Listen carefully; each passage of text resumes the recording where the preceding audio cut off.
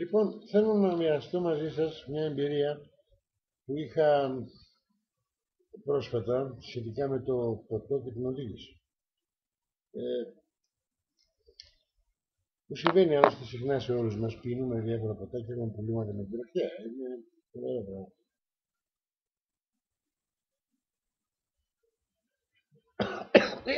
Έκανα λοιπόν κάτι χθες που δεν το είχα κάνει ποτέ. Βρεθήκαμε κάτι φίλους εκεί στην αμπαράκι, πιούμε τα ποτά μας, τα σπινάκια μας, κάναμε κεφάλι και έκαμε κάτι που δεν το έχω ξανακάνει ποτέ. Πήρα λεωφορείο και ως εκ θαύματος έφτασα στο σπίτι μου, σώος και δανείς, γιατί δεν είχα ξαναοδηγήσει ποτέ μου λεωφορείο. Και δεν μπορώ να καταλάβω και από πού το πήρα.